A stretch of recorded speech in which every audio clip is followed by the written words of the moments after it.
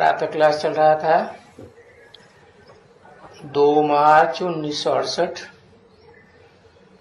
5वें पे के दूसरी तीसरी लाइन में बात चल रही थी। ये गंगा का चित्र बहुत बड़ा लगाओ।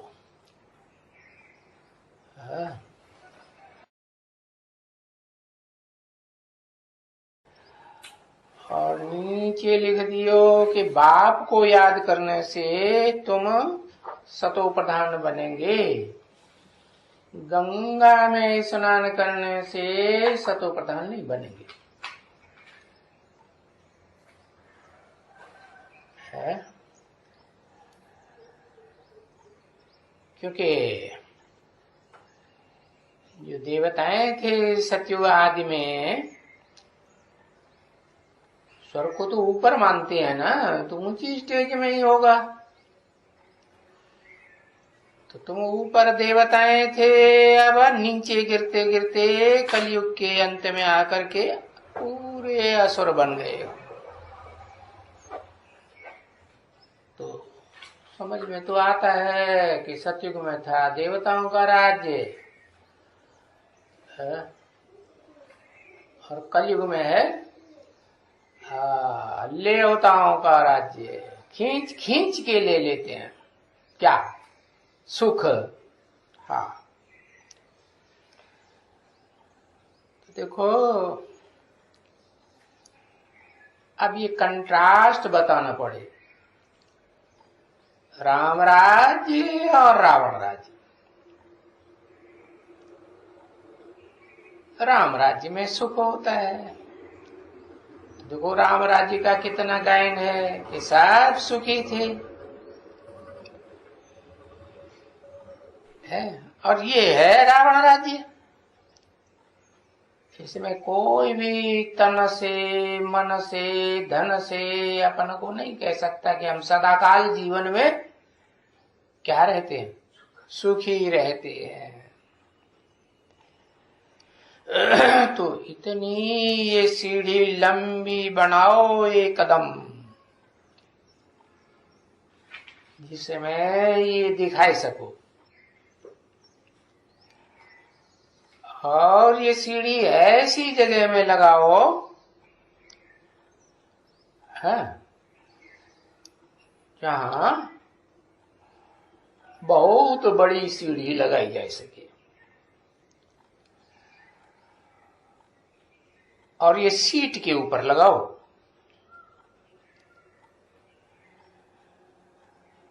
और सीट तो 2-3 ज्वाइंट भी हो सकती है।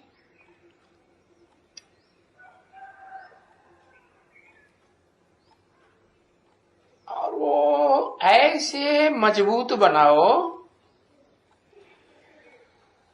जो पानी वानी में भी डल ना हो जावे, ढीली ना पड़ जावे, कमजोर ना हो जावे। धूप भी उनको लगे तो भी कोई असर ना हो।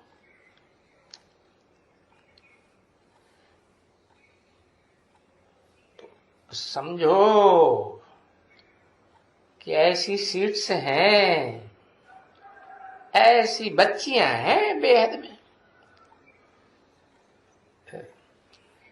इनके रंग हैं।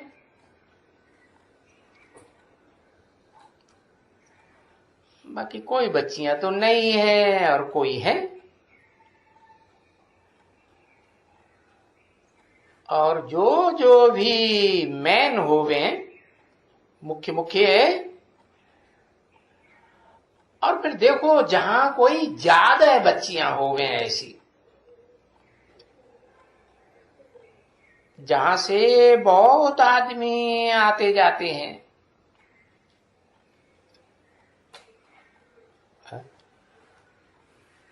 ऐसी बच्चियां कौन हो सकती हैं?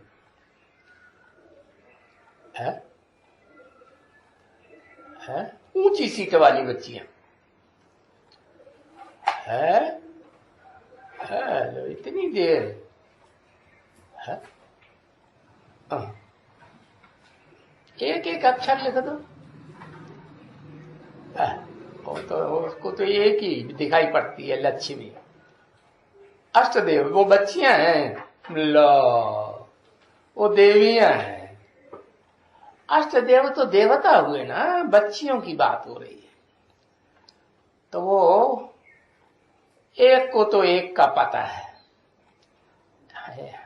योगिनी माता। अच्छा अच्छा, विजय माला वो बच्चियां हैं, मुख्य मुख्य बच्चियां बताएं।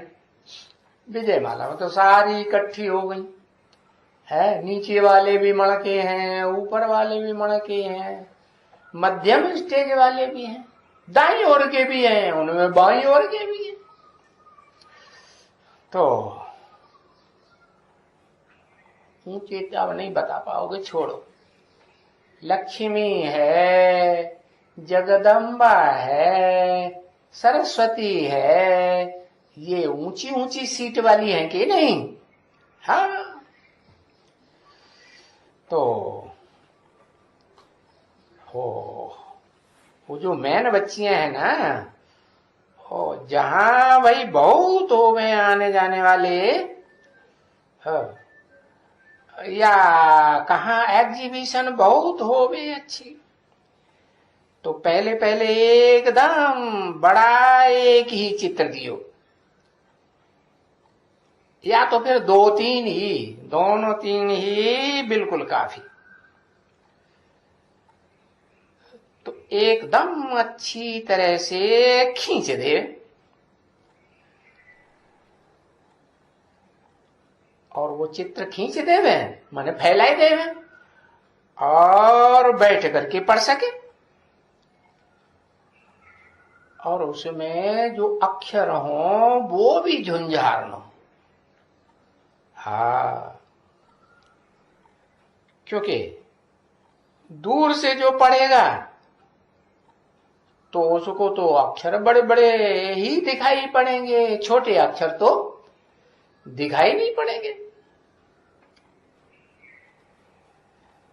जैसे अभी ये गोला है? ये त्रिमूर्ति के नीचे गोला, त्रिमूर्ति के चित्र में, भले इसमें बाबा का चित्र लगा होवे,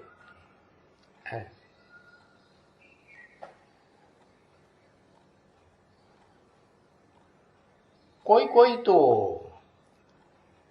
बाबा का चित्र लगा होवे ना, कोई वो तो बहुरूपिया है ना, कभी बुढ़ा बन जाता है, शास्त्रों में उसका नाम दिया है, इतना पुराना बुढ़ा, जरत्कार नाम दे दिया है। और जरत्कार का बच्चे का नाम क्या बताया शास्त्रों में? आस्तिक। तो बड़ा बच्चा होगा कि छोटा होगा? बड़ा ही बच्चा आस्तिक होगा। नहीं तो झाड़ के चित्र में दे बोलो, छोटा बच्चा कितना छोटा है और बड़ा टेढ़ा मेढ़ा है। और छोटा बच्चा तो माँ बाप की गोद में नजदीक रहता है ना, तो देखो है कि नहीं? देखा ही नहीं, कभी झाड़ के चित्र में जड़ा ही नहीं देखी।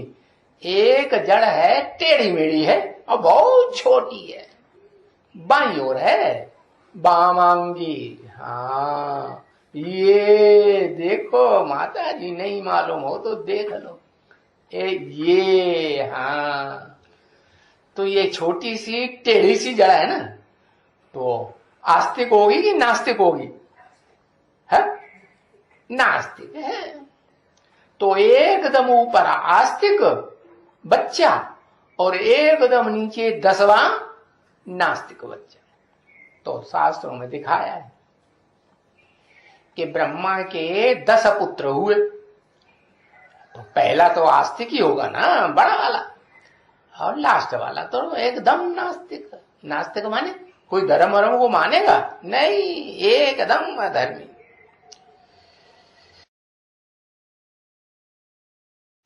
तो बताया ये चित्र लगा होवे बाबा का, परंतु ये गोले में ये गोला बनाना चाहिए, माना लंबा लंबा नहीं बनाना चाहिए, बिंदु भी नहीं बनाना चाहिए। क्या बनाना चाहिए? गोला। इधर से इधर तक दोनों छोर आपस में गोले के मिले होते हैं कि नहीं? गोला माने वृत्त, राउंड, फुल राउंड। हाँ, तो ऑलराउंड पार्टधारी है ना? कौन? किसकी बात हो रही थी? जो जरत्कारो बुढ़े बाबा का बहुत बड़े बुढ़े बाबा का जो बड़ा बच्चा है, जिसका नाम दिया आस्तिक, तो वो की बात बताई कि वो ऑलराउंड पार्टधारी है। क्या? हाँ, शास्त्रों में जैसे बताया है। शंकर का अम्मा बाप कोई दिखाते नहीं, कब मरा, मृत्यु भी नहीं दिखाते, और उसका जन्म भी नहीं दिखाते, माने उसका आदि मध्य अंत कोई बता ही नहीं सकता। तो जैसे ये गोला है बाबा की यादगार, तो ये गोला बनाना चाहिए। हाँ, ये जो दीवार है ना, ये सामने की दीवार, हाँ सामने की दीवार ने बहुत सामना करती होगी जो गोले का। हाँ, नहीं, कौन है? ये दीवार है। हाँ, तो बाबा का इशारा कौन सी दीवार की ओर होगा? जो गोले का बहुत सामना करे है। ओहो, लिखते लिखते रुक गया। हाँ, एकदम नाम बताई दिया प्रकाशमणि। हाँ, तो डुप्लीकेट कुमारी का तो बताया। ये जो दीवाल है ना, इस दीवाल को मालूम है कौन पूजते हैं? पूजा करते हैं पुजारी। कौन पुजारी पूजा करते हैं? कौन से धर्म के हैं? मुसलमान पूजा नहीं करते। हाँ, पत्थर इकट्ठे करके दीवार खड़ी कर देते हैं और वो उसका नाम रख देते हैं जामा मस्जिद, मस्जिद मिस्जिद।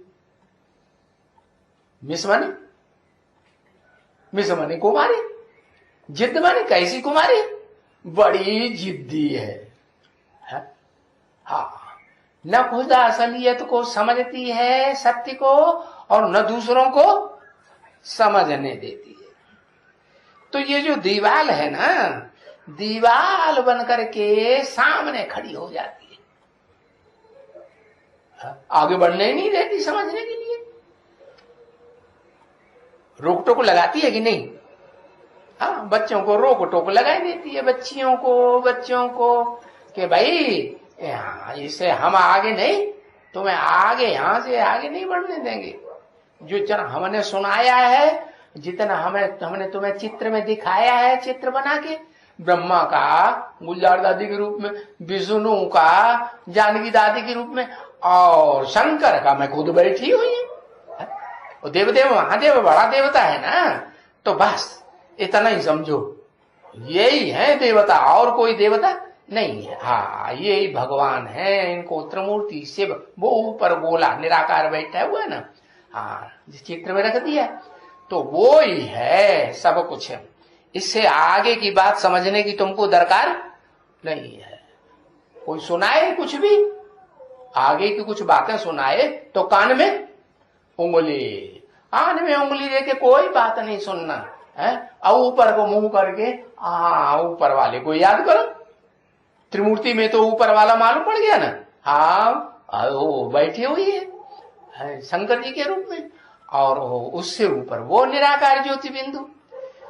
तो बताया ये जो दीवार है सामने की, सामना करने वाली है कि नहीं? हाँ, तो वो इतना ऑलराउंड बड़ा एकदम भले है, बल्कि भले 10 आदमी हो गए है, उस गोले को उठाने के लिए कितने आदमी हो गए?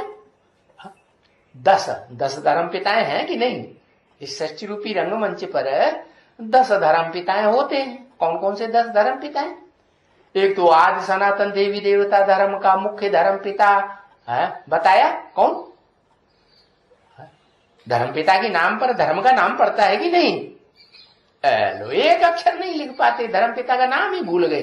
नारायण है, नारायण। धर्म पिता के नाम पर नारायण नाम पड़ता है धर्म का। सनत कुमार, हाँ, तो जो सनत कुमार है ना, हाँ, उसके नाम पर वो ही है विवस्वत। गीता में जिसे बताया कि भगवान जब आते हैं, असली भगवान जब आता है ना, हाँ, वो निराकार भी है, फिर वो साकार में प्रवेश करता है। तो सनत कुमार जो ब्रह्मा का बड़ा पुत्र माना जाता है, पहला उसमें प्रवेश करके सनातन धर्म की स्थापना कराने का तरीका हम बताते हैं सनत कुमार को। अब सनत कुमार को भक्ति मार्ग में कहते हैं योगीश्वर। फिर महादेव को भी कह देते हैं, शंकर को क्या कह देते हैं? योगीश्वर। और फिर कृष्ण को भी क्या कह देते हैं? 16 कला संपूर्ण कृष्ण। कलाबद्ध को भी क्या कह देते हैं? कह देते हैं क्या? राजेश्वर, राजराजेश्वर है, योगियों का राजा, योगी राज कृष्ण। शास्त्रों में लिखा है ना। अब कोई उन शास्त्रकारों से पूछो, राजा एक होगा या अनेक राजाएं होंगे? ईश्वर माने शासन करने वाला, श्रेष्ठ शासन करने वाला एक ही होगा या सारे हो जाएंगे? एक ही होगा। तो वो एक क्या, गीता में नाम विवस्वत बताया हुआ है। विवस्वत तो सूर्य का नाम है, भले डुप्लीकेट सूर्य है। क्या असली सूर्य कौन?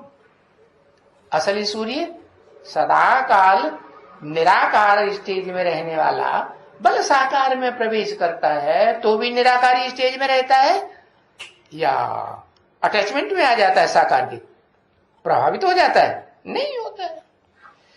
सब तो बताया, ये जो एकदम बड़ा गोला है ना, ऑल राउंड पार्ट इस षष्ठी रूपी रंगमंच पर बजाने वाला, उसे अर्जुन कहो, आदम कहो, एडम कहो, नाम तो सब धर्मों में है ना। तो बताया एकदम बड़ा बनाना चाहिए। हाँ, भले उसको उठाने वाले 10 धर्म पिताएं दिखाई दो। हाँ? उसके अंदर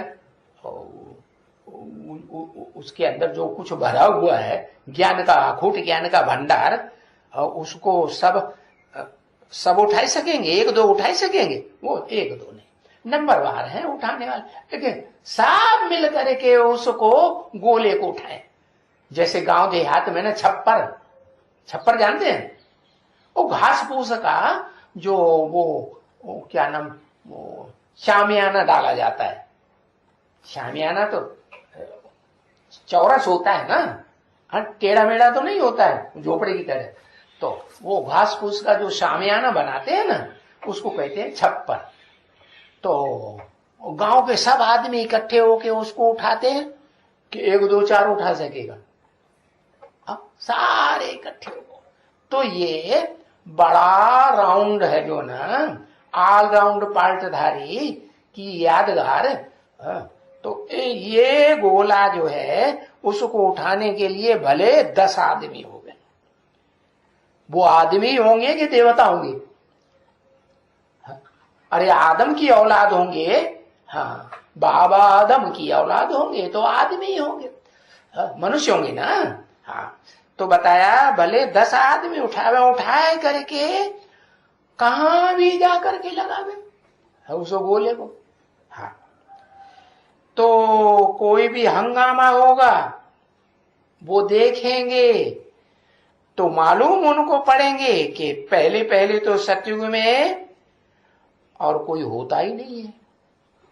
क्या दूसरा कोई धर्म वाला कोई होता है जो सतयुग में सत्य का युग स्थापन करता है? वो कोई दूसरा होता है? दूसरा धर्म पिता 10 आदमी होते हैं? 10 नहीं होते, एक ही होता है, सत्य सनातन देवी देवता धर्म का स्थापक। हाँ, दूसरा कोई होता नहीं तो ये सब पीछे आते हैं। कौन? अरे छप्पर उठाने के लिए भी सारे गांव के इकट्ठे एकदम कूद पड़ेंगे कि एक एक करके इकट्ठे होंगे, एक एक करके इकट्ठे होते हैं। तो ये सब जो इकट्ठे होने वाले हैं वो सब पीछे आते हैं। और ये जो पहला वाला है ना, आदि सनातन देवी देवता धर्म का धर्म पिता, ये पहले वाला है, अव्वल नंबर। गाते भी है मुसलमानों में, अल्लाह अव्वल दीन। अल्लाह ने आकर के अव्वल नंबर धर्म की स्थापना की। और जो अव्वल नंबर है धर्म, वो है ही स्वर्ग का देवी देवता धर्म है, तो उसे स्वर्ग कहा जाता है। तो इनको कहा जाता है क्या? क्या कहा जाता है?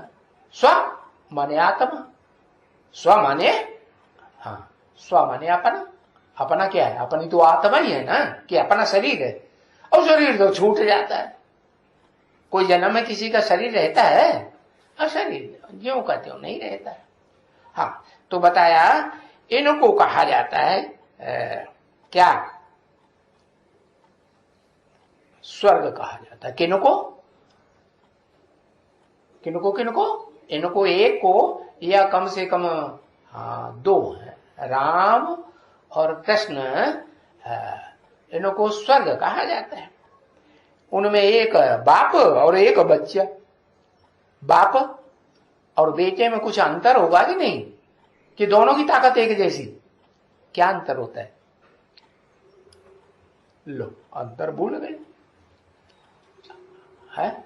एक अक्षर लिखो, धीरे धीरे लिखेंगे, बड़े सोच समझ के, बड़ी मेहनत लगती है दिमाग को। हाँ है, हाँ, अनुभव। अच्छा, इनको कहा जाता है इनको माने दो हैं कम से कम।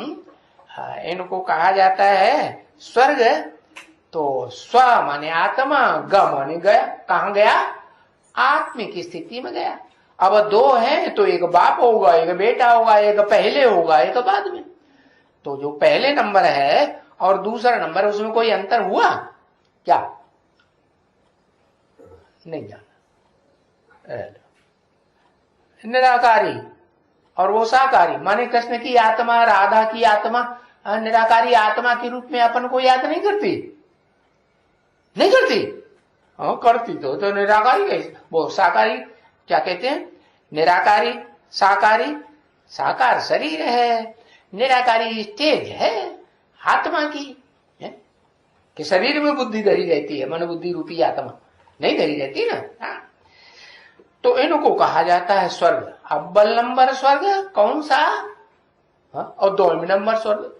अंतर तो हुआ, ये अंतर हुआ कि अव्वल नंबर है कलातीत स्वर्ग। क्या? अतीन्द्रिय सुख देने वाला, कोई इंद्रिय की जरूरत नहीं है।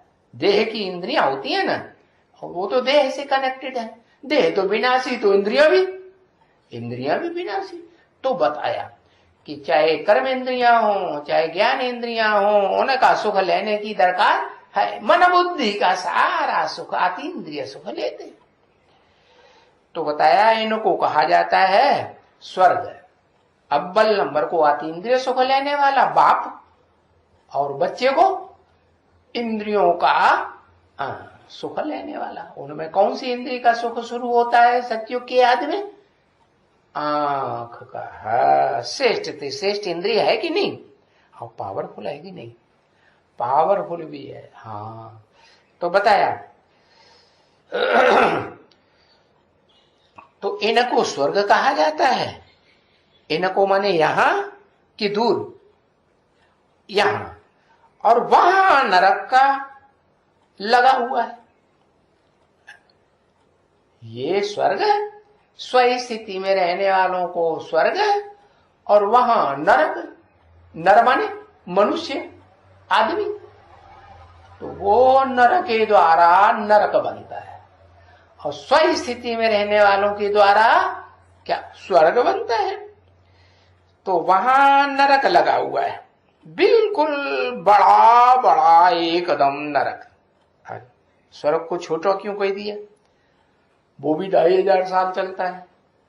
स्वर्ग में तो वो वहां सूरज कभी अंधकार में डूब जाता है, वहां कभी अंधकार में डूबता नहीं।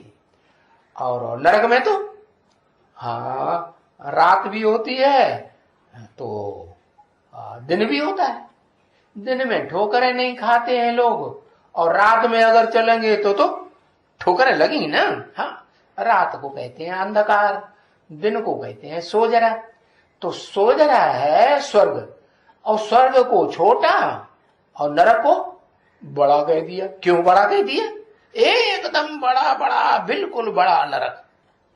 क्यों नरक को बड़ा क्यों कह दिया? अरे अभी समझाया था ना, कुछ दिन पहले ही समझाया था। क्या?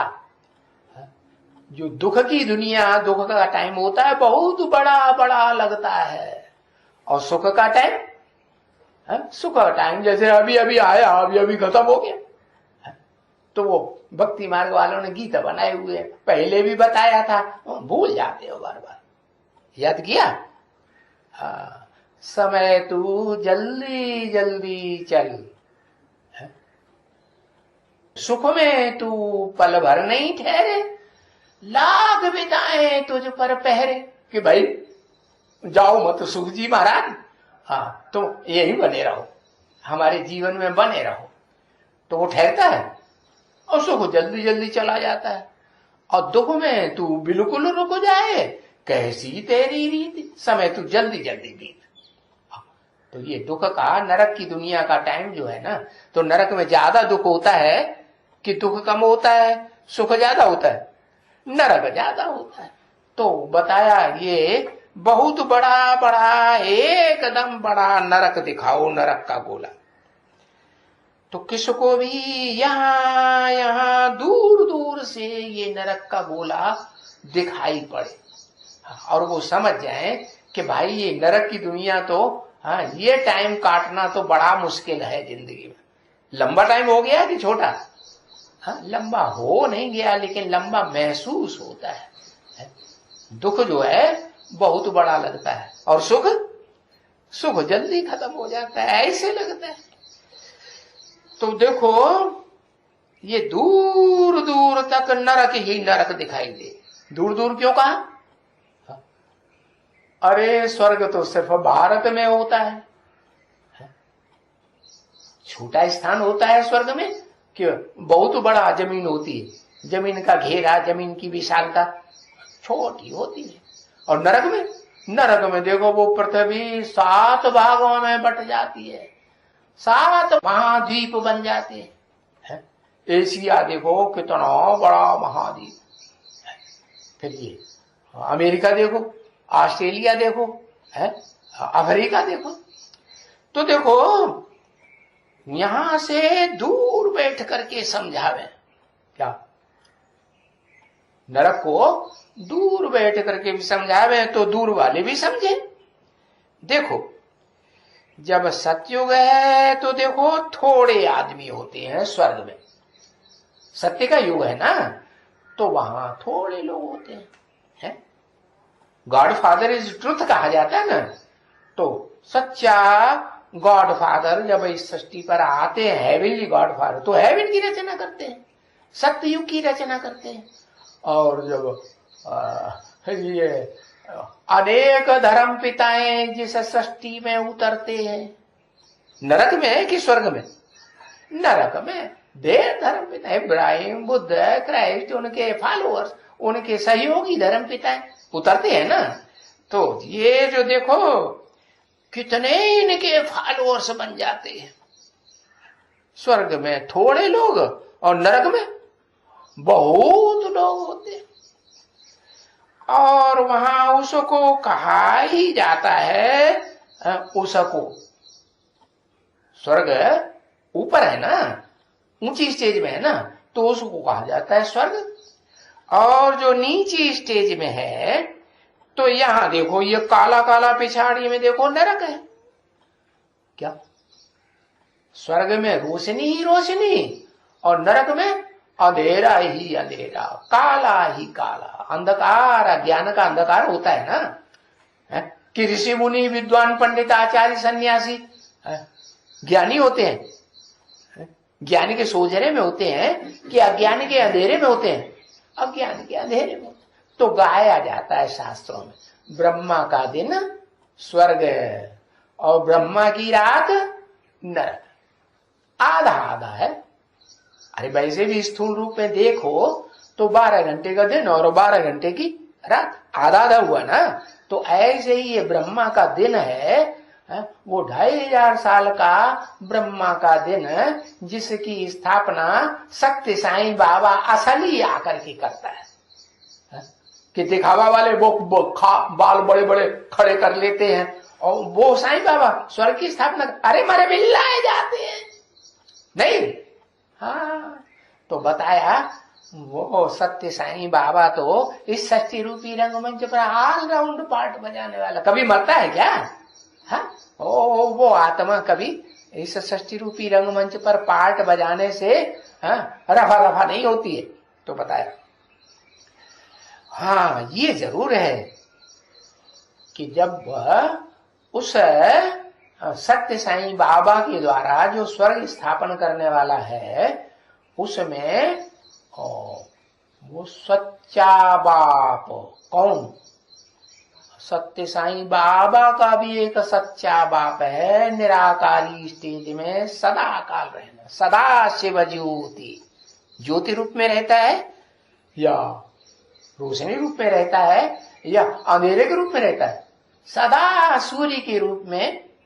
सूर्य तो सदैव रोशनी का भंडार है ना। हाँ, तो वो पिछाड़ी में आता है, नरक के पिछाड़ी में, और स्वर्ग स्थापन करता है नहीं।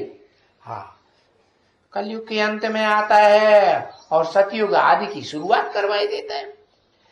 तो ये देखो नरक है, नर माने मनुष्य, इन मनुष्यों का बनाया हुआ नरक।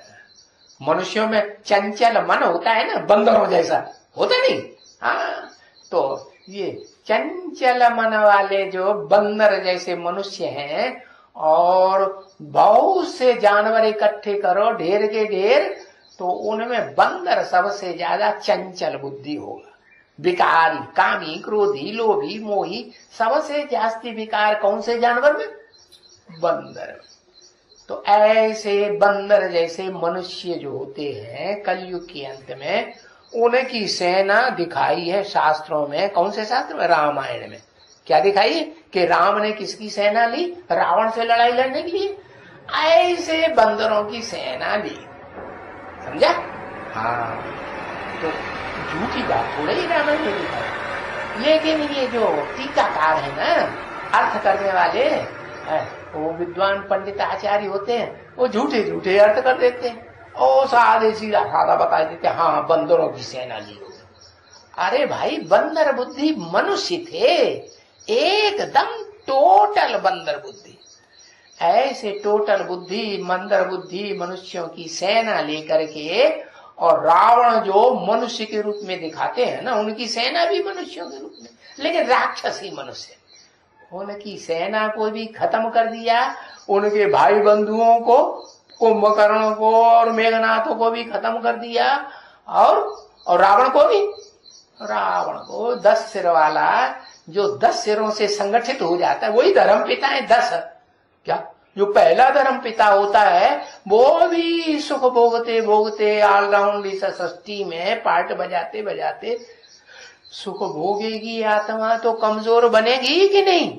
नहीं बनेगी। हाँ, कमजोर बन जाती, सबसे जास्ती कमजोर बनती, एकदम लक्कड़ बुद्धि।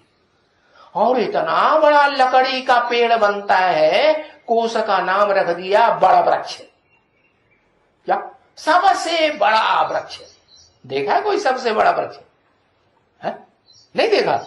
हाँ, कहा? अरे एक अक्षर लिखो। हाँ, कलकत्ते में। हाँ, तो कलकत्ते में वो वृक्ष की यादगार बनी हुई है। हाँ, उसको कहते हैं दुनिया का सबसे बड़ा बनियन ट्री। क्या? हाँ, वो लक्कड़ बुद्धि इतना बड़ा बनता है इस दुनिया का। हाँ, तो बाबा ने कहा कि बड़ा दिखाओ ना अति दुख पाओ। ऐसे तो सब धर्म पिताएं जितने भी सृष्टि पर आते हैं, उन्हें धर्म के धक्के दुख सहन करना पड़ता है कि नहीं?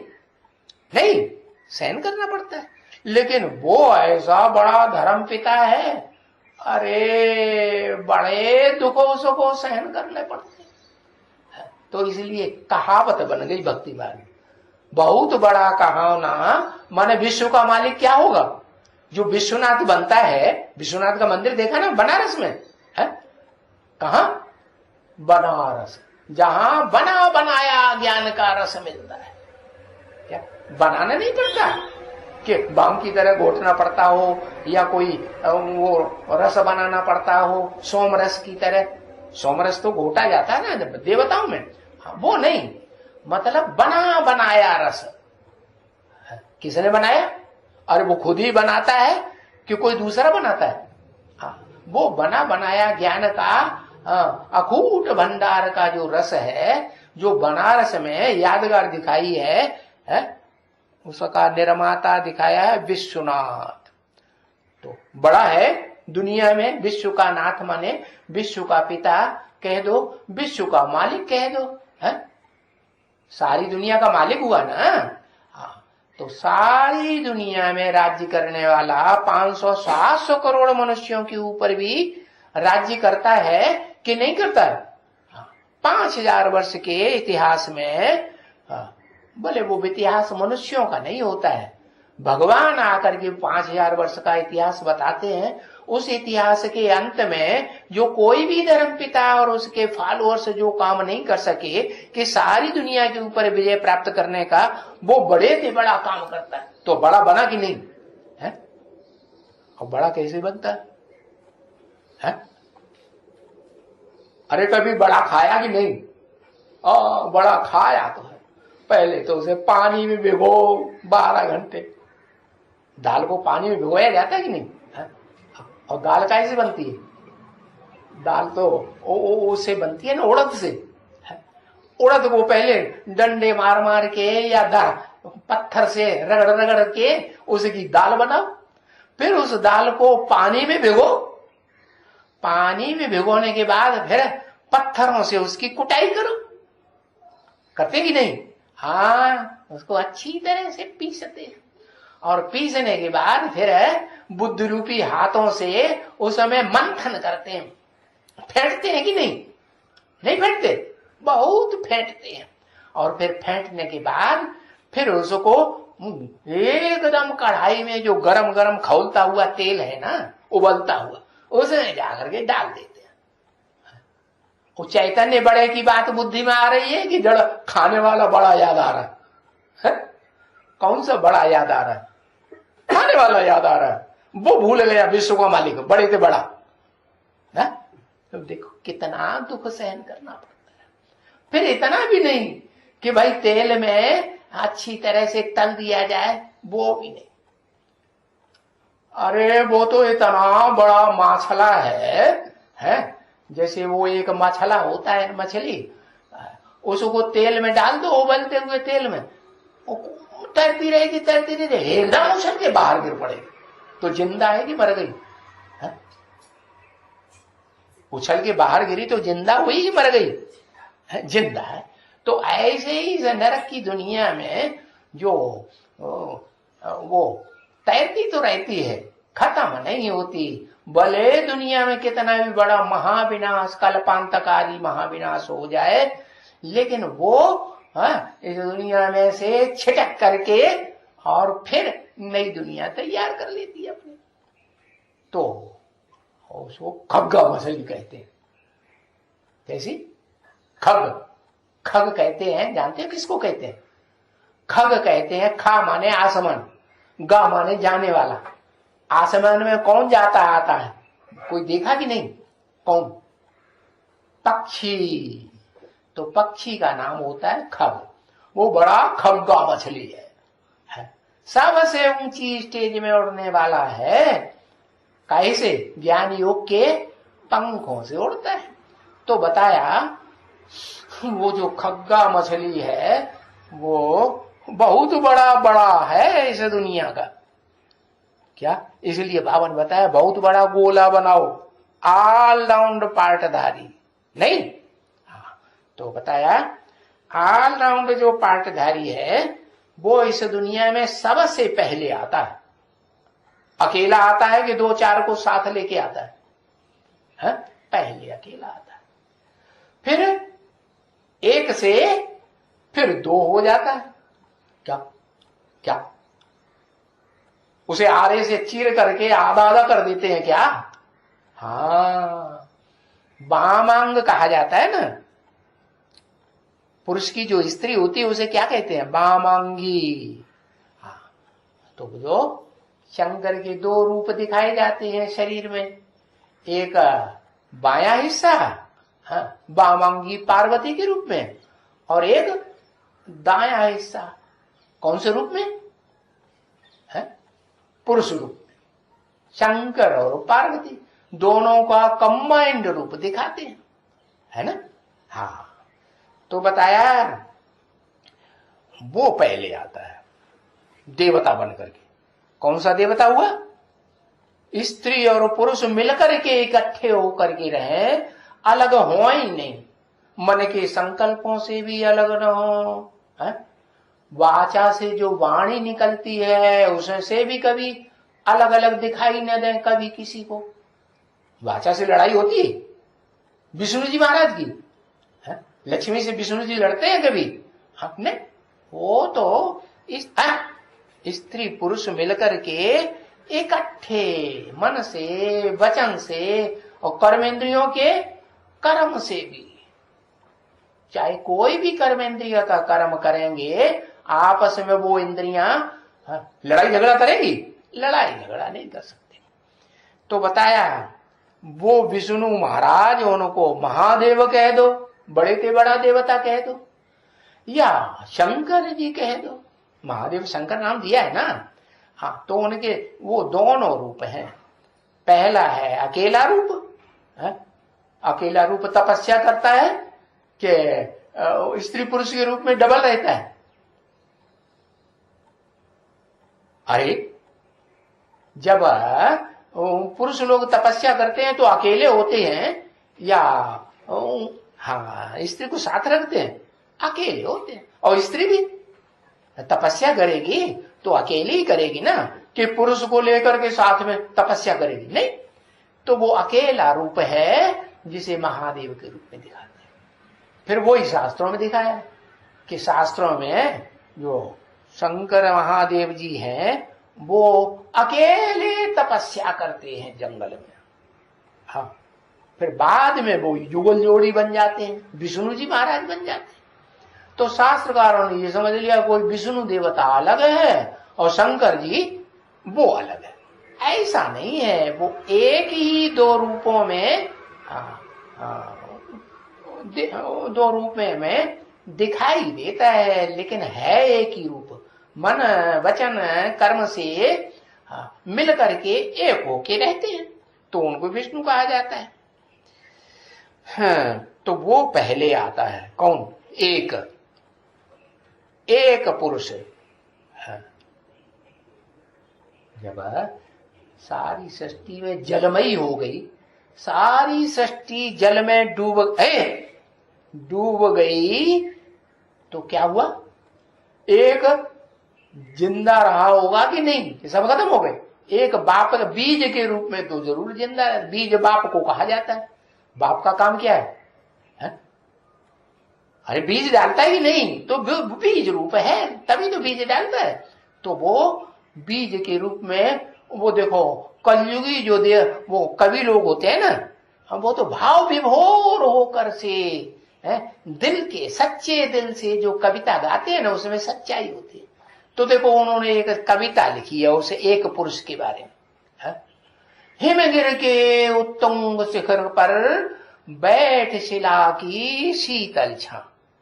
हिमगिर माने, हिम माने बर्फ, गिरि माने पहाड़, माना बर्फ का जो बड़े से बड़ा पहाड़ है इस दुनिया में, कौन सा? हिमालय।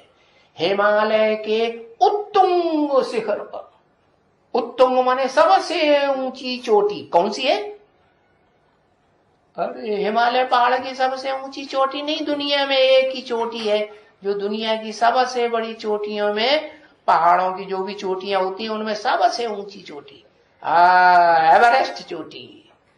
एवरेस्ट माने एकदम ईस्ट की चोटी, उससे ज्यादा पूर्वीय सभ्यता का और कोई चोटी हो ही नहीं सकती। ये पूर्वी सभ्यता और पश्चिमी सभ्यता क्या होती है? पूर्वी सभ्यता माने त्यागी तपस्वियों की सभ्यता, और पश्चिमी सभ्यता माने पश्चिमी सभ्यता खुद खाएंगे भोगेंगे और दूसरों को दास दासी बना करके और सड़ा गला खिलाई देंगे, बासा कुसा तुम खाओ, सड़ा गला तुम खाओ, हम तो बढ़िया बढ़िया खाएंगे, बढ़िया बढ़िया पहनेंगे, हैं एकदम टना टन कहते हैं, दूसरों को कुछ नहीं देना चाहते, सारा हाउ हप खुद खा जाते हैं। कौन से धर्म में? कौन से धर्म में? अरे एक अक्षर लिखो, भूल गए है तुम्हारा मुसलमान, जय, वो है मुसलमान, हाउ हप। क्रिश्चियन, ये पश्चिमी सभ्यता है ना, चाहे यूरोप हो और चाहे अमेरिका हो। पृथ्वी का जो मानचित्र दिखाते हैं ना, धरणी माता का चित्र दिखाते हैं ना, तो धरणी माता के वो जड़ चित्र में पश्चिम की साइड में कौन से महाद्वीप दिखाए हैं? यूरोप महाद्वीप, और उससे भी ज्यादा पश्चिम में उत्तरी अमेरिका, दक्षिणी अमेरिका, एकदम पश्चिमी सभ्यता है। अब देखो इस पश्चिमी सभ्यता के अमेरिका देश में जो भी राज्य चल रहा है, और राज्य के बड़ा बड़ा अधिकारी जैसे राष्ट्रपति होता है, वो क्या करते हैं? दूसरे देशों के ऊपर हमला ही हमला, दादागिरी बहुत दिखाते हैं। सब कुछ हमारा है, तुम्हारा कुछ भी, तुम्हारे पास कुछ, तुम्हारे पास अगर तेल का भंडार है जैसे मुसलमानी धर्मखंडों में, तो उनके भी ऊपर हमला करते रहे। इराक को देखो सत्यानाश कर दिया, फिर ईरान के ऊपर उनकी नजर है। अरे भाई क्यों हाउ हप कर रहे हो? तुम्हारा ये हाउ हप करने का जो अभ्यास है ना, वो खत्म करो। अब ये दुनिया तुम्हारी ज्यादा चलने वाली है नहीं है। तुम जो बने ठने बैठे हो ना कि हम बड़े दमदार हैं, वो एटम बमों के ऊपर, वो एटम बम तुमको भी खत्म कर देंगे।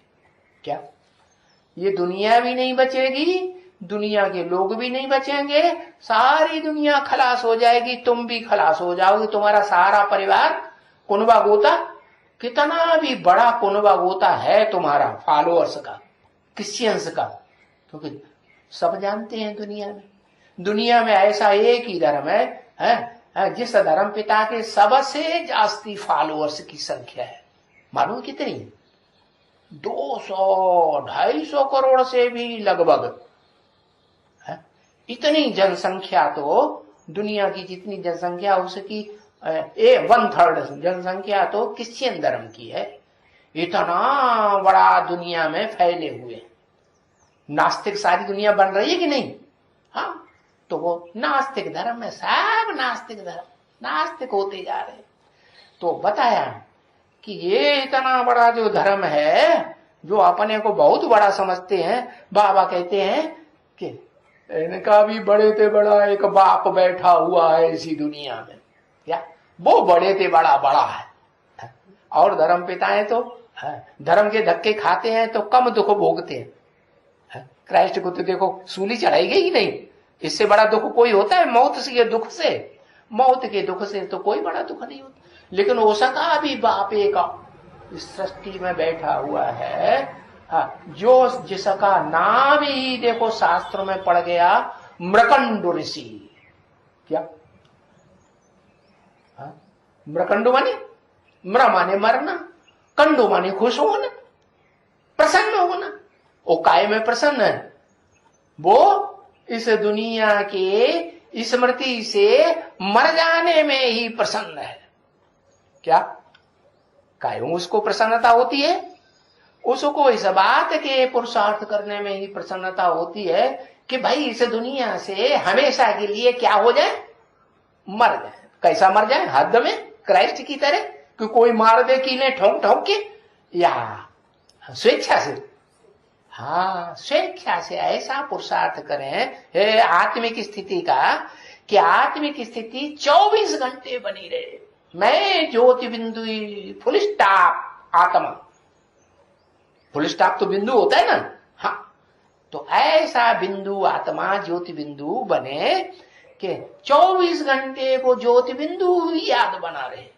मैं याद रहूं, मेरी आत्मा ज्योति बिंदु याद रहे, और मेरी आत्मा का ज्योति बिंदु बाप शिव ज्योति बिंदु, सदा शिव ज्योति, वो याद रहे। दोनों इकट्ठे कि अलग अलग? दोनों इकट्ठे। तो इस स्थिति में वो जो मरने वाला है वो क्राइस्ट से भी ज्यादा दुख भोगने वाला है जीवन में कि नहीं? हाँ, जब तक शरीर से जीवन इस दुनिया में रहता है वो बहुत दुख भोगता है। इसलिए उस देह से, इस देह की स्मृति से पीछा छुड़ाना चाहता है। तो प्रैक्टिस क्या करता है? यही प्रैक्टिस है उसकी मृकुंड ऋषि जी महाराज की। समझ लिया? जैसा काम शास्त्रों में वैसा ही नाम पड़ता है।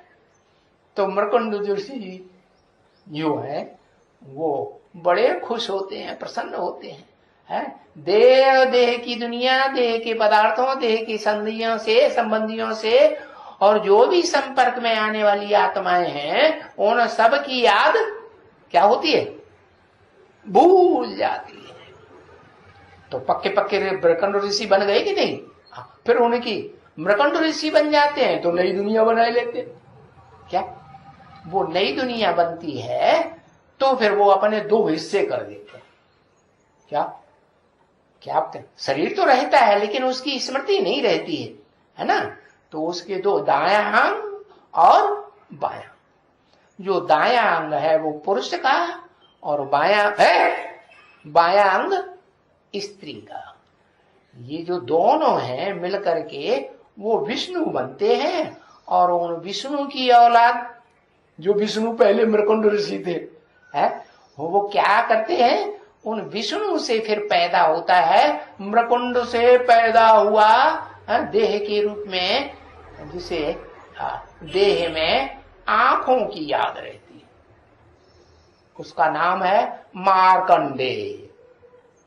मृकुंड की औलाद मार्कंडेय। जैसे ब्रह्मा की औलाद ब्रह्मा एक मात्रा बढ़ गई, विष्णु की औलाद विष्णु ऊ की मात्रा बढ़ गई है? और फिर महेश में क्या होता है? माँ माने मंग अंग, माँ आया कि नहीं? हाँ, तो वो मात्रा बढ़ जाती है। हाँ, तो उनको कहते हैं शिव की औलाद शैव, विष्णु की औलाद वैष्णव, और ब्रह्मा की औलाद ब्रह्म समाधि। तो एक मात्रा बढ़ती है उस अर्थ में, बच्चे की अर्थ। तो ऐसे ही मृकुंड में आ है ना कि नहीं? म्र में आ तो है ना? हाँ, तो आ है, छोटा है कि बड़ा? छोटा है। और फिर वो मारकंडे, तो बड़ा आ हो गया ना? हो गया कि नहीं? हाँ, तो ये मारकंडे जो है वो है कलाबद्ध कृष्ण। क्या? कलातीत बाप से कलाबद्ध कृष्ण की पैदाइश होती है। तो कलातीत बाप कौन हुआ? वही विष्णु। लेकिन विद्वान पंडिताचार्यों ने, सन्यासियों ने क्या समझा हुआ है, शास्त्रों में क्या लिख दिया कि जो विष्णु है वो ही कृष्ण है। और कौन सा कृष्ण है? 16 कला संपूर्ण कृष्ण, कलाबद्ध। अरे वो भगवान हुआ, वो ज्ञानसूरी हुआ है? जब खुद ही ज्ञानसूरी नहीं है तो जो गीता में लिखा है मैं आता हूं तो अपने बड़े बच्चे विवस्वत को ज्ञान देता हूं, तो बच्चा कहां से पैदा करेगा? खुद ही सूर्य नहीं तो बच्चा सूर्यवंशी पैदा होगा? बिल्कुल नहीं पैदा होगा। तो बताया, तो वो मृकुंड ऋषि सबसे पहले आते। महादेव बड़े ते बड़ा देवता कहा जाता है, कहा जाता है कि नहीं? हाँ, तो जो बड़े ते बड़ा देवता है वो सबसे पीछे आता है, षष्ठी रूपी रंगमंच पर आता है कि माने क्या? प्रत्यक्ष होता है, माने प्रत्यक्षता रूपी जन्म लेता है। बाकी बीच के 84 जन्मों में कोई दूसरी आत्मा उसको ये नहीं पहचान सकती कि ये हम सबका बाप है। पहचानती है? स्वर्ग में पहचानती है? वहां भी नहीं पहचानती। नरक में पहचानती है? नरक में भी नहीं पहचानती। देखो, स्वर्ग भी 2500 साल का, नरक भी 2500 साल का, 5000 वर्ष की सृष्टि। उस 5000 वर्ष की सृष्टि में ऑलराउंड पार्ट बजाने वाले देवताएं या दैत्य या राक्षस कोई भी नहीं उसे पहचान पाते। हाँ, जब वो अंत में आता है, कलयुग के अंत में प्रत्यक्ष होता है, तब पहचानते हैं। क्या? कि हाँ भाई, षष्ठी रूपी रंगमंच पर ये जो आया ना लास्ट में, वो लास्ट सो फास्ट जाने वाला है धर्म पिताओं के बीच में, नहीं? हाँ, ओम शांति।